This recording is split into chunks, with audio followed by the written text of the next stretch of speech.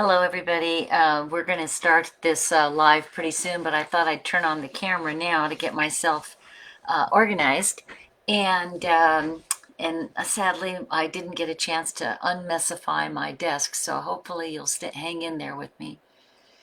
Um, Now, do let me know if you're, as soon as you come online, that you are.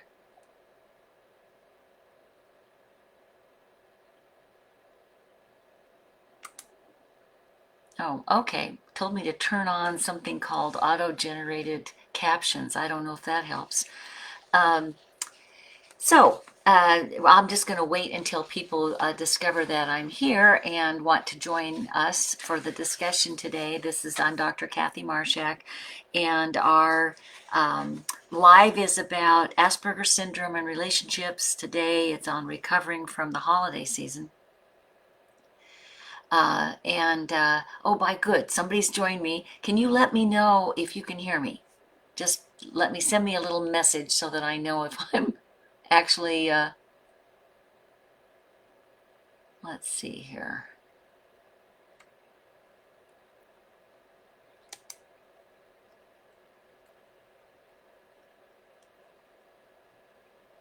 And everything changes every time I do this.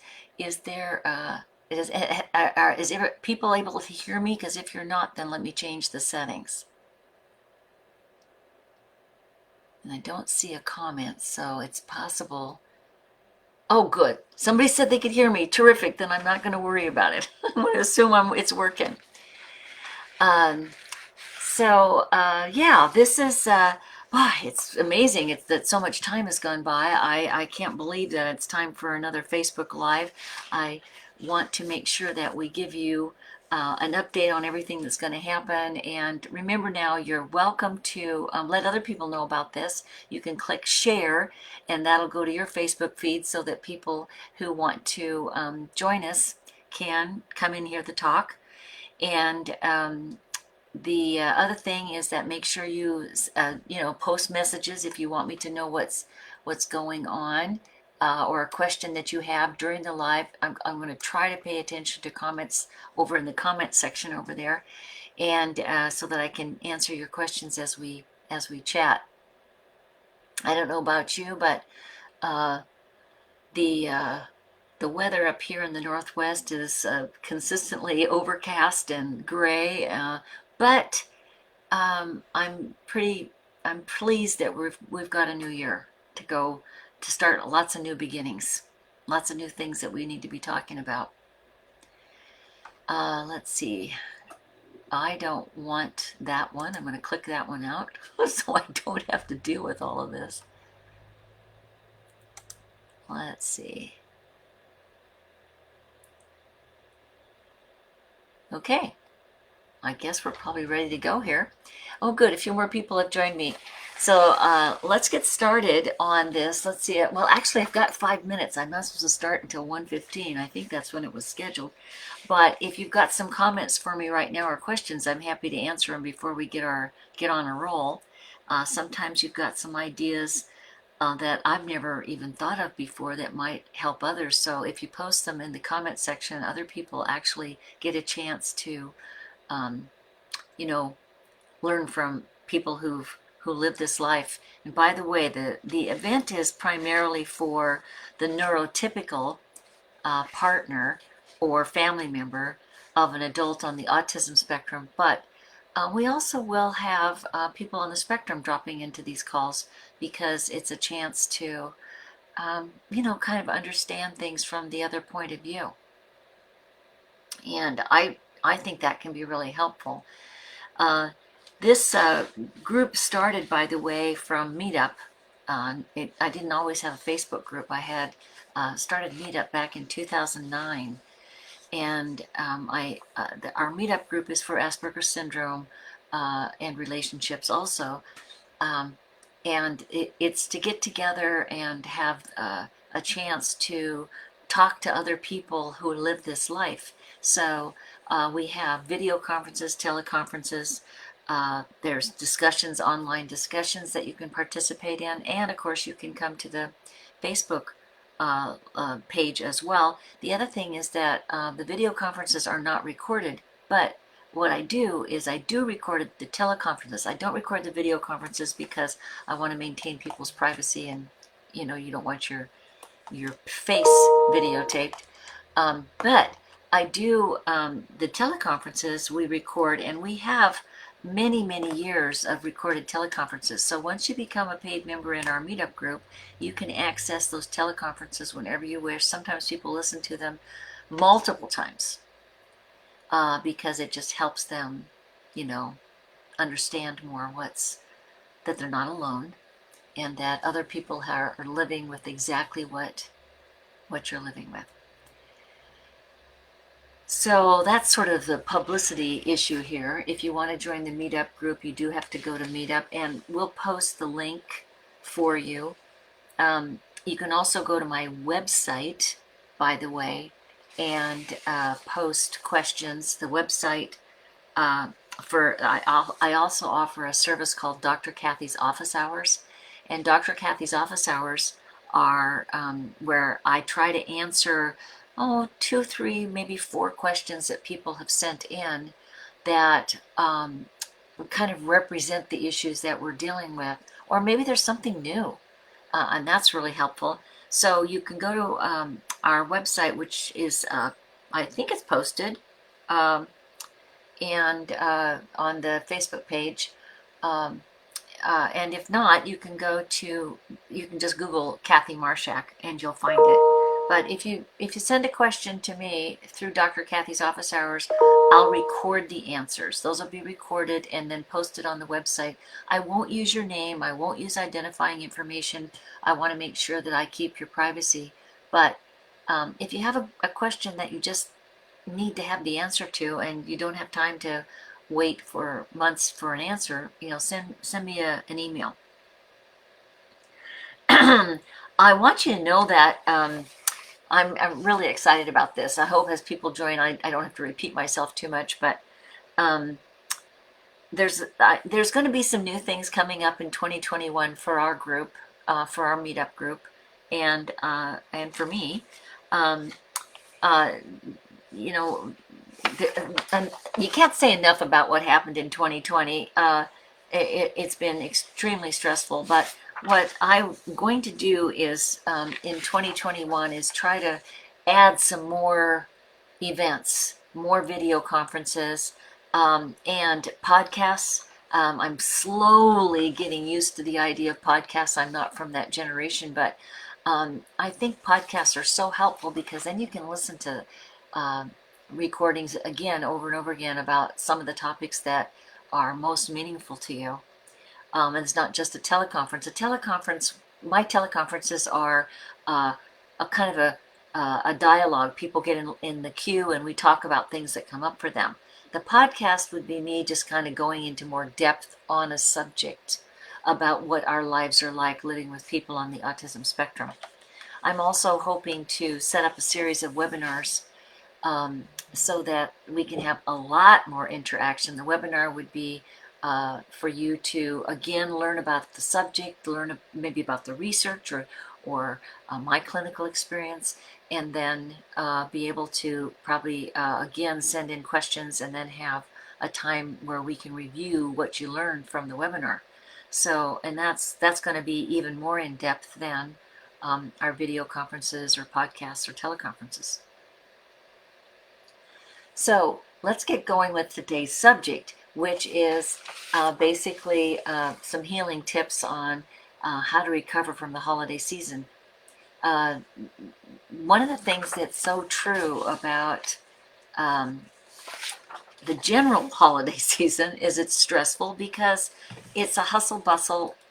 Generally, this was a COVID year, so I'll get to that in a minute, but generally the holidays are a lot of expectations, a lot of events, and we're taken out of our normal daily routine because it's just such a huge holiday season really all around the world. Then, of course, with COVID, we're also dealing with the tragedy of losing people or having people fearful of getting the virus, protecting our children, protecting all of our loved ones and friends, um, and then having our usual, even our holiday events are not usual. We don't get an opportunity to. We didn't get an opportunity to do as much as we normally would. You can't just drop into a restaurant and, have a toast with a friend, or take a group of people to a holiday brunch at a lovely restaurant. You can't do that anymore. And even going to grandma's was shut down. I know so many people got to have video Christmas with their grandchildren. They couldn't even get on an airplane or drive there because of the fear of contaminating their loved ones or catching the illness themselves. And there are many members even listening on this call today who have tested COVID positive. Hopefully all of you are doing well. You're staying healthy as can be expected, but I don't know how to really talk about how that added extra stress to what we already deal with, because it's obvious that many of our members feel isolated already. We feel isolated, we feel misunderstood. In fact, I was talking to an autist mother and grown daughter today, both of whom were on the spectrum, and they were talking about how hard it is to explain to others what it's like to be autistic when you're really bright, when you're very high functioning, and they just feel like there's no point in it. Well, I think many of us feel the same way. It's like trying to explain what it's like to be neurotypical in a neurodivergent relationship. When you're dealing with autism every day, it's not that you're not dealing with that person who's autistic. You are, but you're also dealing with that extra layer of processing information differently, the way autists do, and trying to get through those not so ordinary moments. That's what I called them in my first book. They're just these odd interactions that just stump us, both sides, the autist and the neurotypical. We're just stumped so often, so many times. So I mostly that's what our group talks about, is how to get past those difficult ordinary moments. Neurotypicals may say things like, I have needs. I'd just like you to understand my needs. Isn't it okay for me to talk about how I feel? And of course that's true. Of course you have needs, and of course it's okay to talk about how you feel. The problem is, for the autistic person, they don't really know why you're saying that. They don't even know what needs means. And that's really important for you to understand. We have a different language. One of my favorite examples from the last couple of months was an autistic client of mine who told me that he felt uncomfortable with this word I was using when we were chatting on a Zoom call. He was talking about some kind things that he'd done for his mom and his girlfriend and family, and he wasn't referring to these things as kind. He was just talking about how he helped out around Thanksgiving, and each time he mentioned something that he did, I said, well, how sweet. Well, that was really sweet of you. Oh, you're so sweet. I probably used the word sweet 3 or 4 times. And he finally said, it makes me uncomfortable when you say sweet. Now, if that were a neurotypical person who said they felt uncomfortable when I said sweet, I might say, I'm sorry. How's that a problem for you? Tell me more. I'm sorry. I want to know how you feel about that. I might actually inquire about their feelings. But because I was talking to an autistic person, I thought, oh, he doesn't know what I mean by the word. He said he felt uncomfortable, but what was paramount in his mind is the word usage. So I went to that translation and I said, oh, I'm so sorry. When I say sweet, what I meant is considerate. As soon as I defined the word for him, he was fine. He was no longer upset. He just didn't know what I meant, but he didn't say that. He didn't say, I don't know what you mean when you say sweet. I could have answered that. He didn't say that. He said, I feel uncomfortable. And so these are the everyday moments that get us mixed up. What if I'd stayed with, well, isn't it okay? I could have said, gee, isn't it okay if I use the word sweet? Or I could have said, well, tell me more how you feel. And he might say, well, I don't know if I have any feelings about it. And I said, then I might say, well, you were uncomfortable, weren't you? You were uncomfortable enough to say something. There must be something going on with you.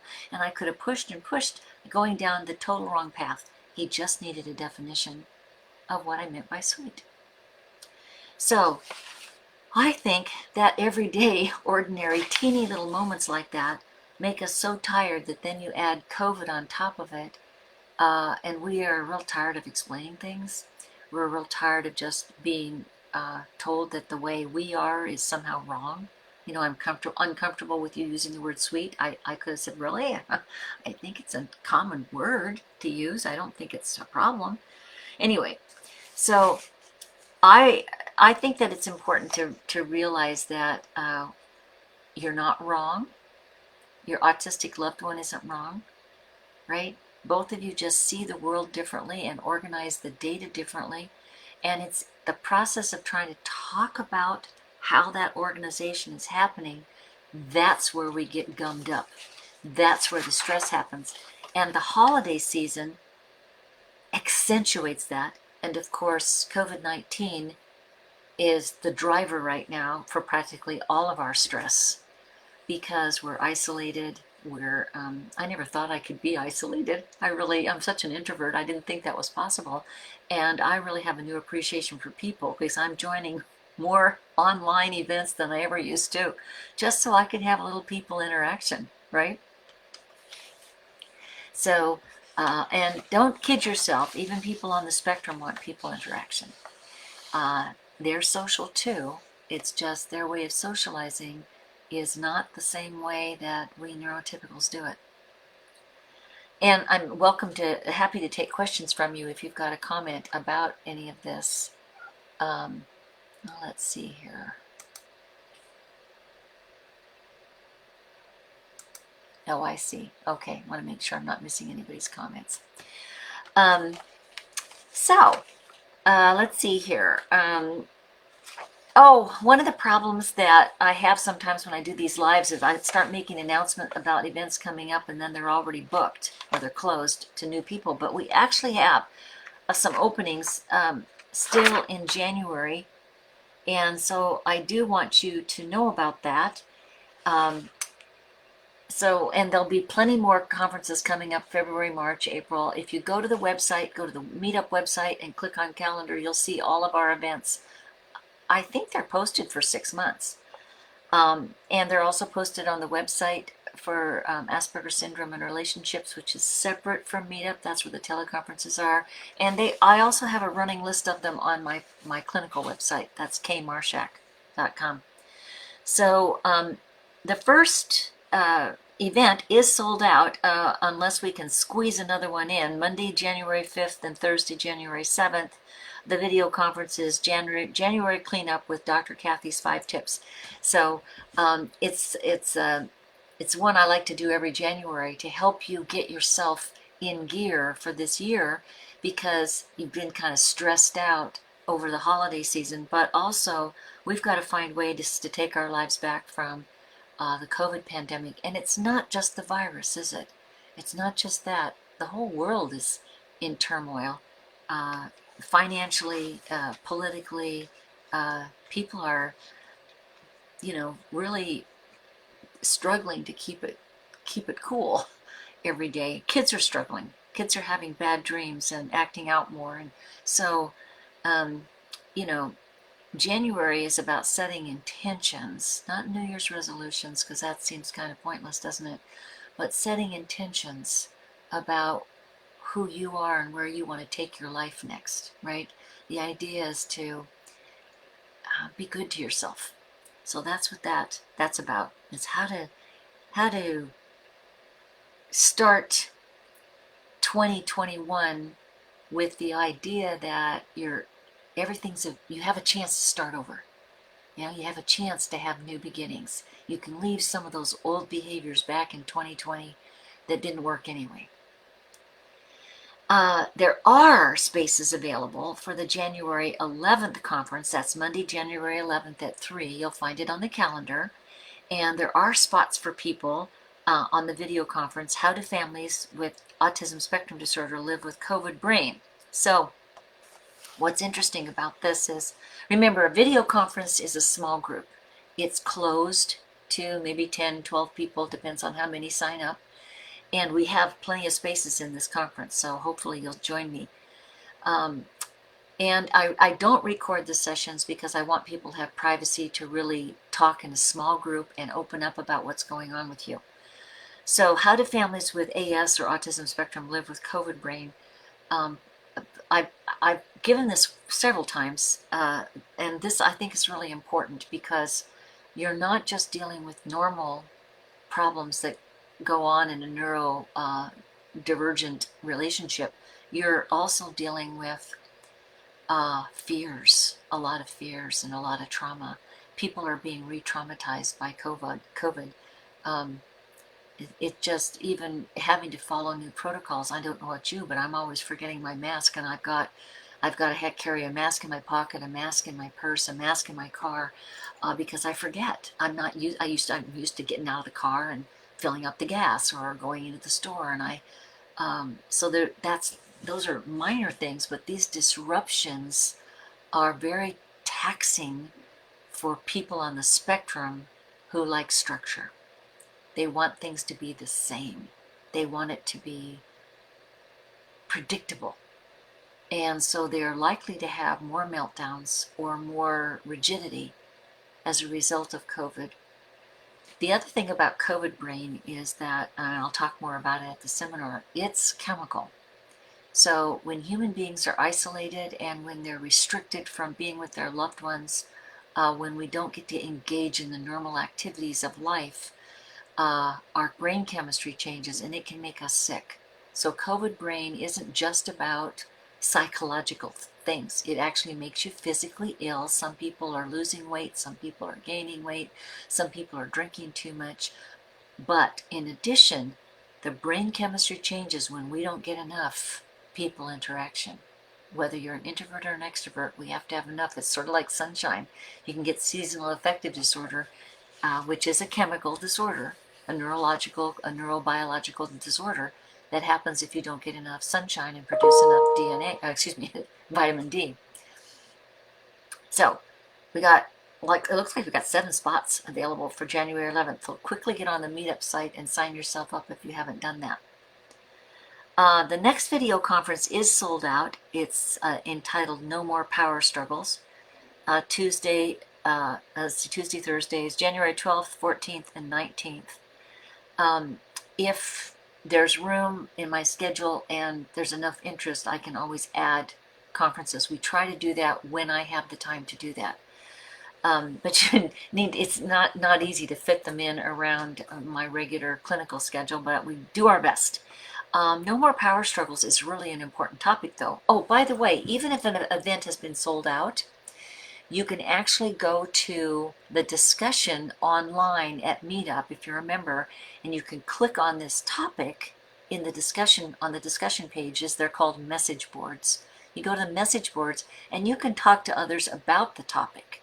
Somebody may have attended the event and can talk about what they learned from it, but you also may bring in fresh ideas and you weren't even on the call. It's okay to participate online after the recording.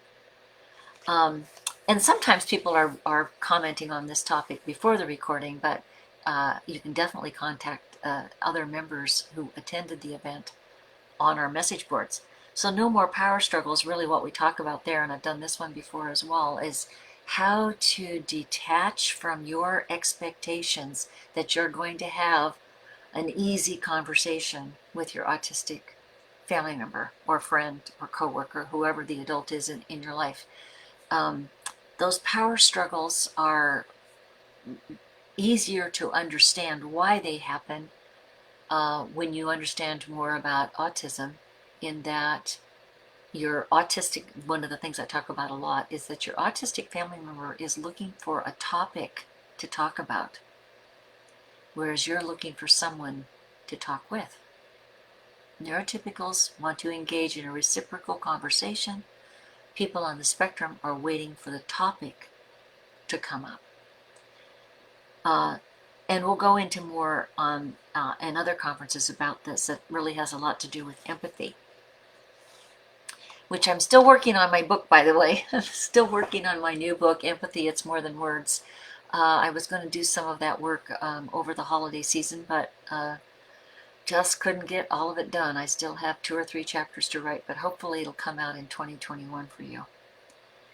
The next video conference has spots available again. It's Why Do We Feel So Misunderstood? And the first one is on Monday, January 18th. The second one is Monday, January 25th. Again, it's on the schedule if you want to sign up. Each of them has 1 spot left, so I hope you join us. Why do we feel so misunderstood? Now, of course, people on the spectrum feel misunderstood too. This conference is mostly for people who are neurotypical, but being misunderstood, why do we feel misunderstood? Well, if we're expecting a conversation to be with another person, but our autistic loved one is expecting the conversation to be on a topic or a subject, then we're not going to feel understood. For neurotypicals, we seek understanding first, the topic second. People on the spectrum speak to the topic first, and they're not aware that we're waiting to be affirmed. So with the example of the young man who felt uncomfortable when I said he was sweet, he was fastening on the word sweet, the topic, the subject. He did say he felt uncomfortable, but that wasn't his primary message to me.